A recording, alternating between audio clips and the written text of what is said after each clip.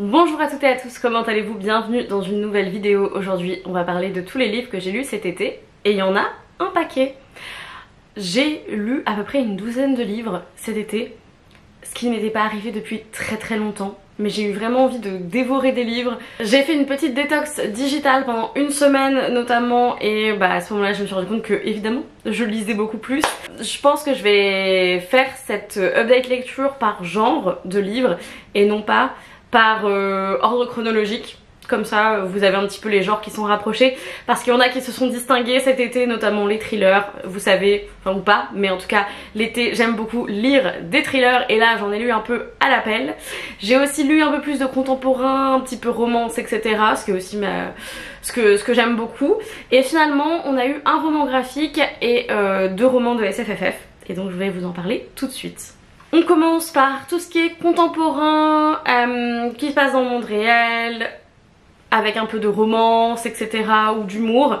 Un des livres que j'avais acheté en début d'été parce que cet été je me suis fait un petit peu plaisir, j'ai acheté pas mal de livres, surtout en début d'été, des trucs que j'avais vraiment envie de lire pendant la saison et ça a plutôt bien fonctionné puisque j'ai lu en majorité des choses qui venaient de rentrer dans ma palle parce que je mourais d'envie de les lire.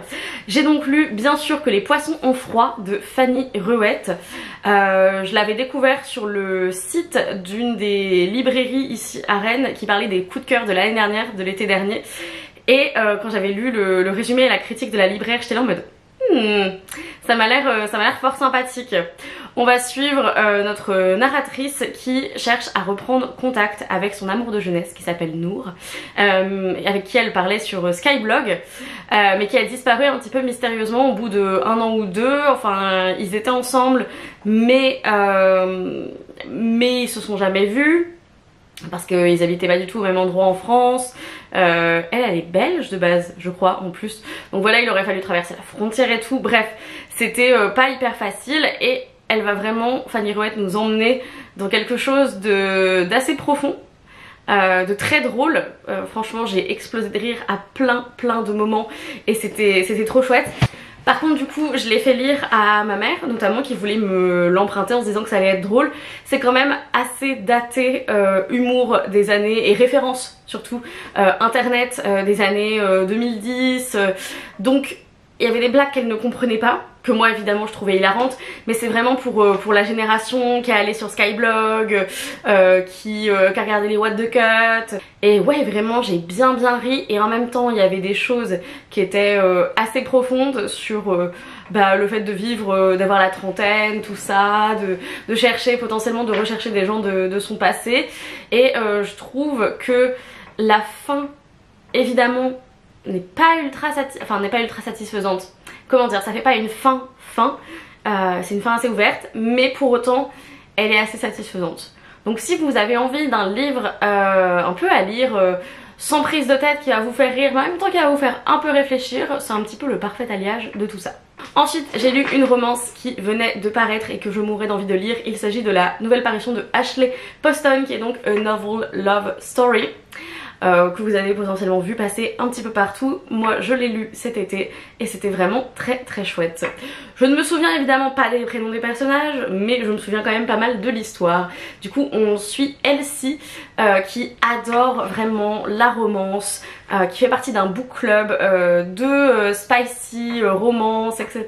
Elle a eu le cœur brisé par un homme en qui elle avait énormément confiance, etc. Et donc depuis c'est un peu une coquille d'elle-même, elle a plus envie de faire confiance à personne. Et là le problème, ce qui est un petit peu triste, c'est que le club de lecture qui est censé se rejoindre dans une cabane dans les montagnes, je crois que c'est quoi, c'est le Maine peut-être, je ne sais plus. Je dois vous avouer que c'est un des états de la côte est des États-Unis. Du coup ils sont censés se retrouver tous là-bas parce qu'ils vivent pas du tout au même endroit. Et en fait cette année là, en fait personne ne peut venir. Et donc elle se retrouve à faire le road trip toute seule. Donc elle a un peu les boules, on va pas se mentir. Et elle fait le road trip toute seule. Et finalement elle tombe en panne sur le bord de la route. Et elle se rend compte que très étrangement, il se pourrait qu'elle soit dans la ville, la petite ville dans laquelle se passe sa série de romances préférée, qui est donc Elloraton. Et c'est super bizarre mais en même temps si réaliste et très chouette. Et ce que j'ai beaucoup aimé dans ce livre, parce que je l'ai beaucoup aimé, c'est que bon déjà la romance est plutôt chouette, l'alchimie est là, on a un personnage masculin un peu grognon, un peu mystérieux, évidemment un peu le trope de Grumpy Sunshine.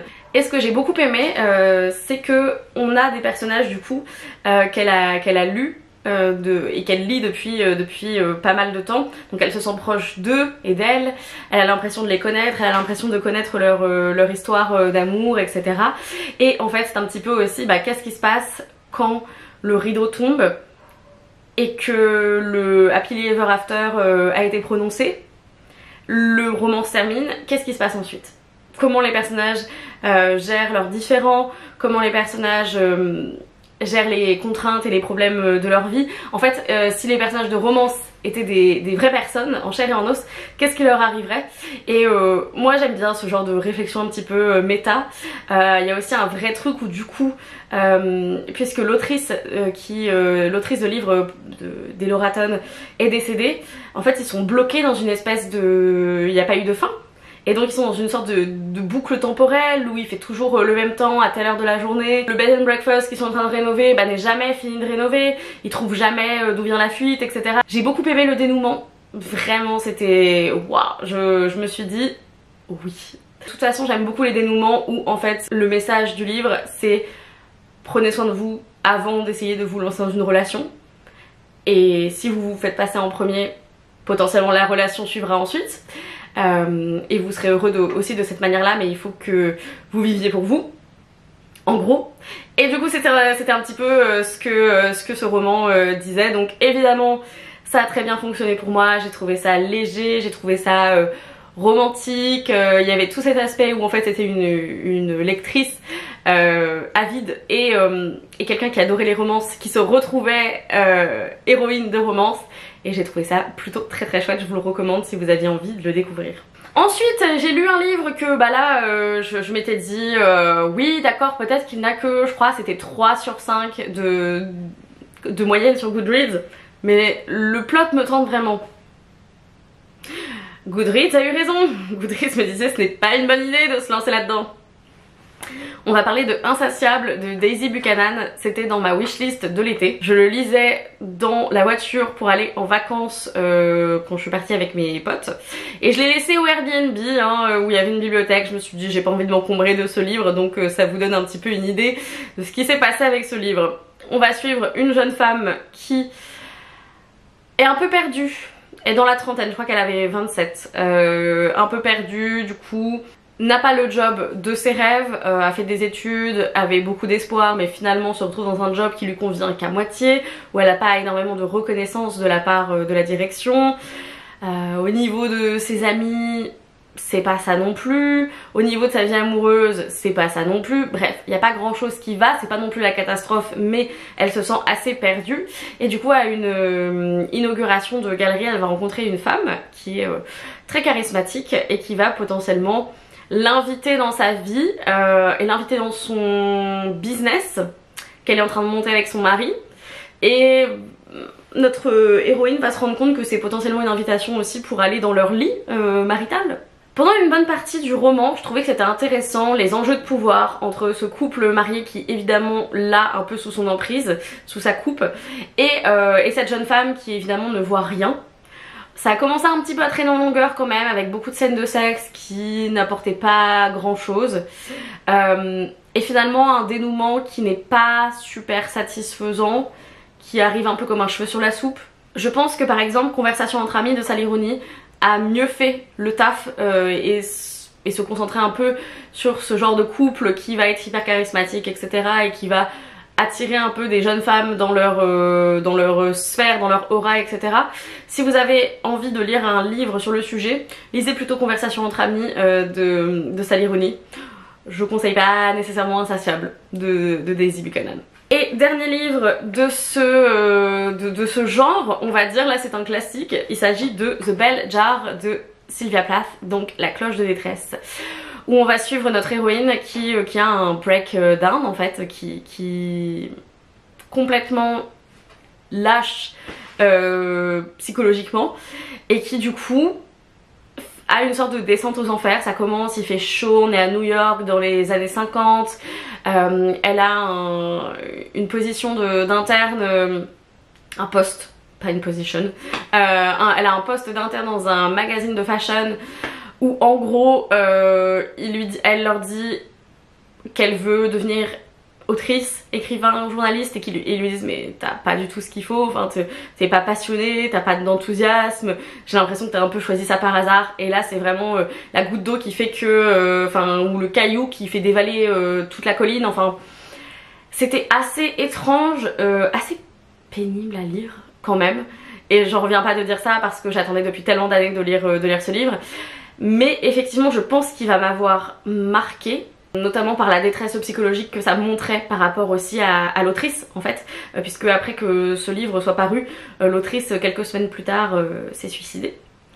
C'est assez connu par rapport à Sylvia Plath, mais c'était quelqu'un qui souffrait énormément psychologiquement, et du coup ce livre est vraiment un reflet de ça, et je pouvais pas le lire sans imaginer que c'était potentiellement ce qu'elle avait ressenti. Et c'était assez douloureux du coup de juger le personnage et de me sentir à distance du personnage en même temps, d'être un peu agacée par le personnage. J'étais pas vraiment sur la même longueur d'onde par rapport à l'héroïne et peut-être au point de vue de l'autrice. Après je pense qu'il y avait un côté où c'était assumé d'avoir un personnage principal comme ça qui est très passif dans sa vie, qui ne prend pas vraiment de décision, qui n'essaie pas de s'en sortir, etc. Et je pense que c'était intéressant à lire, je regrette pas de l'avoir lu. Par contre, est-ce que je le relirai un jour? Je suis pas sûre. On va passer ensuite à ceux qui sont dans la catégorie un petit peu SFFF. J'ai lu Apprendre si par bonheur de Becky Chambers, puisque je fais un petit peu toute la bibliographie de Becky Chambers ces derniers temps. Pour l'instant mes livres préférés c'est quand même sa duologie sur Histoire de moine et de robots. J'ai beaucoup aimé The Long Way to a Small Angry Planet, et j'ai beaucoup apprécié aussi Apprendre si par bonheur, même si ça n'a pas été un coup de cœur comme ça l'a été pour les autres, peut-être parce que j'en attendais énormément. C'est quand même une novella que j'ai énormément appréciée, où on va suivre plusieurs personnages qui font partie d'une équipe qui est sur un vaisseau. C'est donc un groupe de 4 astronautes qui sont partis explorer des planètes susceptibles d'abriter la vie, et ils sont partis pour un voyage sans retour. Puisqu'ils vont mettre énormément de temps entre eux, enfin en gros ils reviennent en stase, je crois que ça s'appelle comme ça. Ils sont endormis en fait pendant les déplacements entre les planètes différentes, parce que des fois il se passe 10-15 ans. Voilà, donc c'est assez long. C'est toujours de la cozy sci-fi et aussi de la science-fiction assez philosophique. En fait on va réfléchir à toute cette idée de colonisation, de pourquoi aller dans l'espace, de la colonisation spatiale, etc.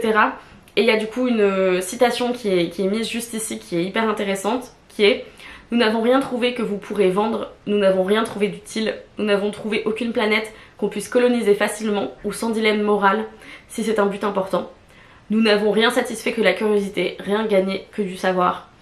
Et du coup c'est un petit peu une ode à apprendre pour le plaisir d'apprendre, pour le plaisir de la découverte, pour la curiosité, pour faire avancer la connaissance, et c'était plutôt chouette. Voilà, la fin évidemment, je suis toujours comme ça, comment ça?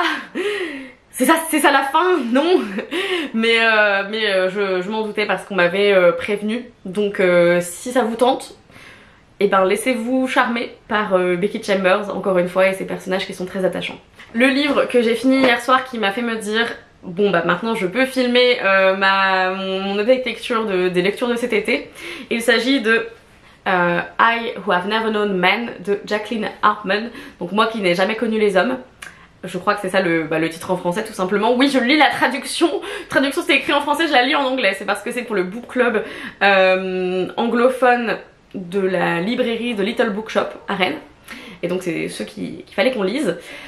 On va suivre notre narratrice qui n'a pas de nom, qui est enfermée avec 39 femmes dans une cage, dans un sous-sol, enfin dans un bunker. De base ils savent pas si c'est dans un sous-sol, mais nous c'est ce qu'on imagine. Il n'y a aucune raison pour lesquelles elles sont enfermées, il n'y a aucune raison, enfin personne ne leur a jamais dit ce qui s'était passé.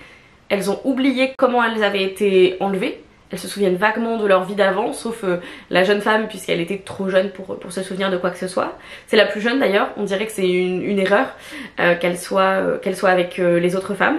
Et à un moment donné, il va y avoir une possibilité de s'échapper. et du coup de retourner vers la liberté finalement. Mais est-ce que c'est vraiment la liberté? Et sur quelle planète elles sont? Est-ce que c'est la Terre, ce lieu un peu désolé où il n'y a strictement aucune nature, aucun arbre, presque pas de saison, mais il y a des étoiles dans le ciel, il y a une lune qui ressemble étrangement à la lune que les autres femmes connaissent. Et c'est vraiment un roman sur la solitude, sur la perte de l'espoir, sur l'espoir en général, le gagner, l'entretenir, le perdre. C'est long, c'est contemplatif, ça va suivre notre héroïne pendant 40 ou 50 ans et elle va voir énormément de gens mourir autour d'elle puisque c'était la plus jeune. Et est-ce qu'il y a d'autres signes de l'humanité, d'autres signes de vie sur cette planète? Elle va partir en exploration et du coup je vous dis pas ce qu'il en est, mais waouh, c'était intense, c'était long, c'était contemplatif. C'était assez triste mais assez beau et ça vous hante en fait. Très clairement, je l'ai fini hier soir et je pense que je l'oublierai pas ce livre. C'est un post-apocalyptique qui vraiment vous prend aux tripes.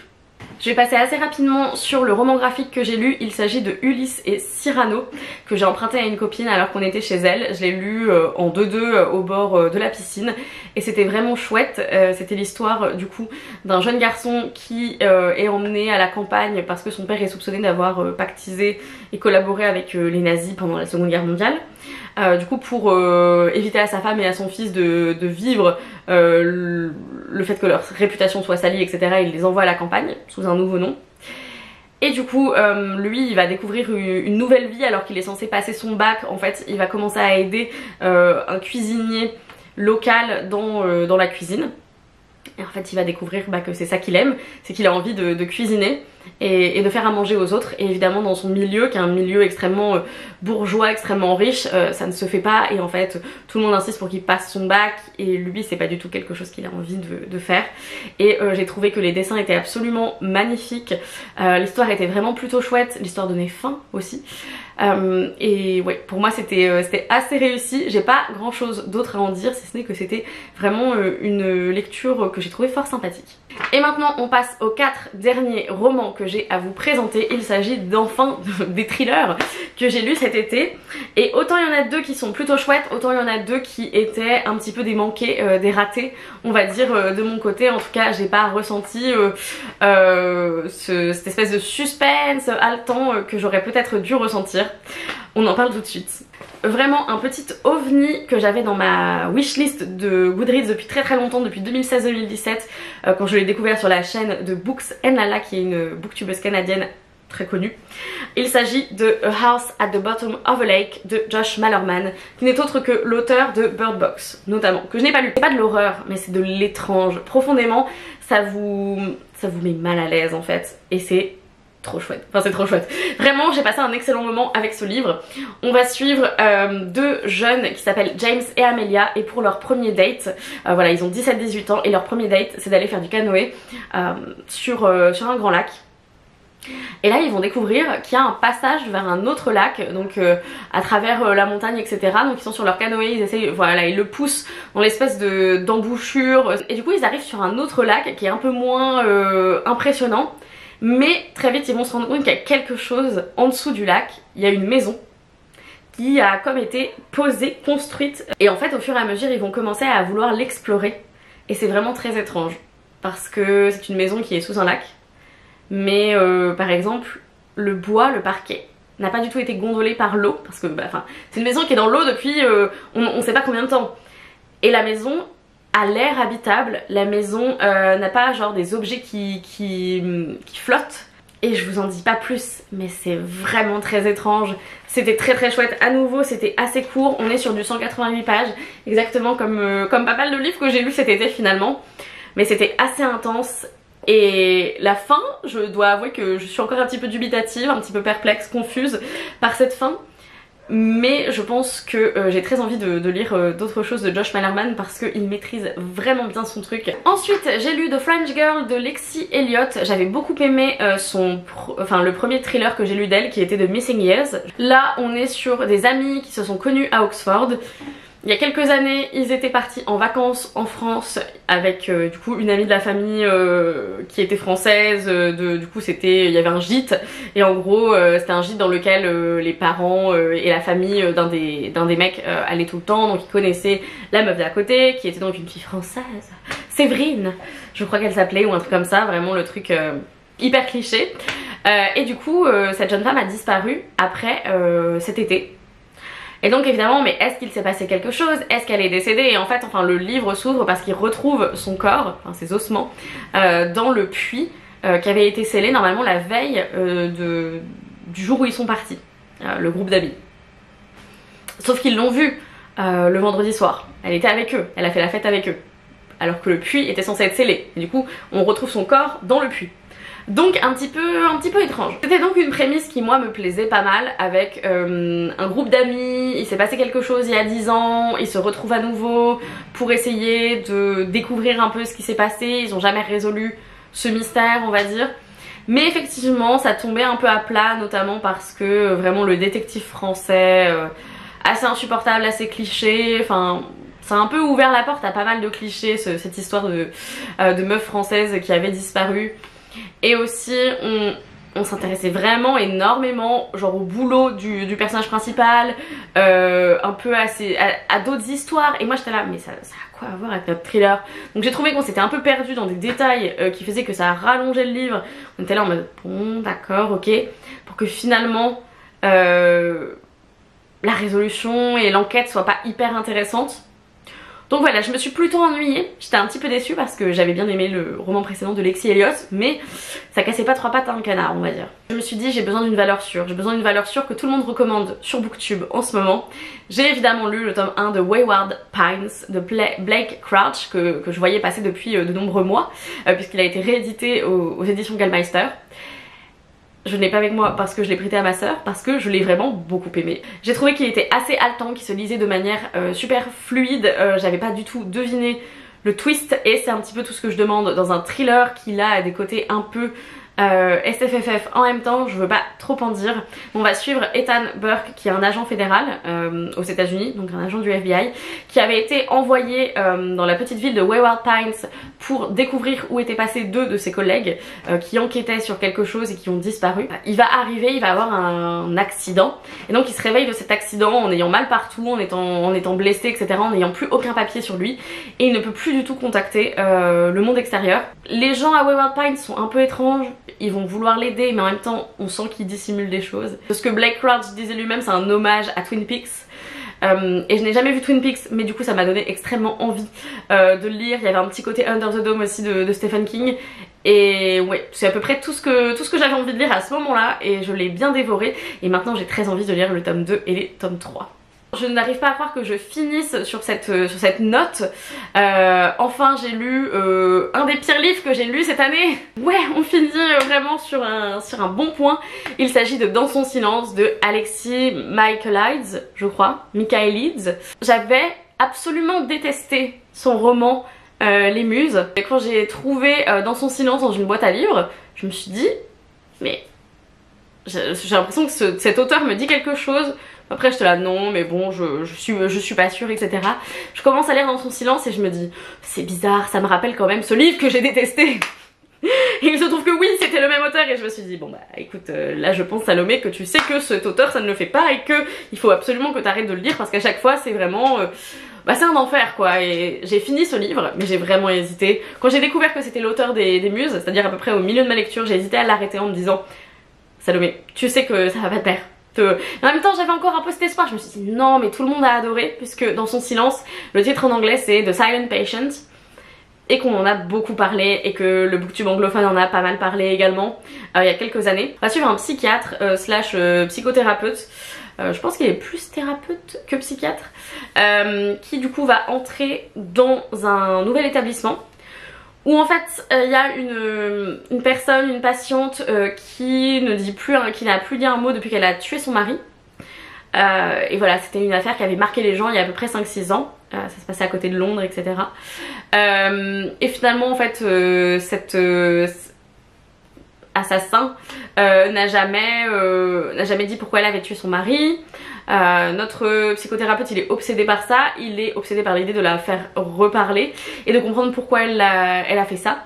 Et du coup il va essayer de la guider dans des séances etc pour essayer de comprendre. Il va découvrir un journal intime, donc il va essayer, donc voilà, il va avoir en tout cas son point de vue à elle. En gros l'auteur va trouver des moyens de faire que l'enquête avance un peu. J'ai pas du tout adhéré au twist, vraiment le retournement de situation je l'ai vu venir, j'ai fait non, vraiment?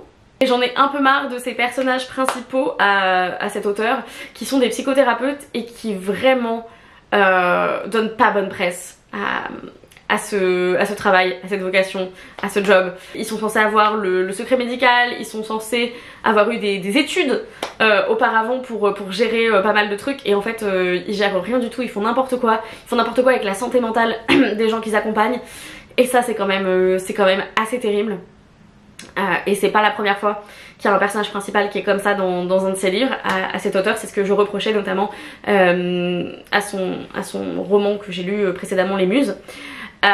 Et du coup je suis là en mode j'en peux plus en fait. L'auteur a fait des études de psychologie je crois, et je crois même qu'il a été psychothérapeute.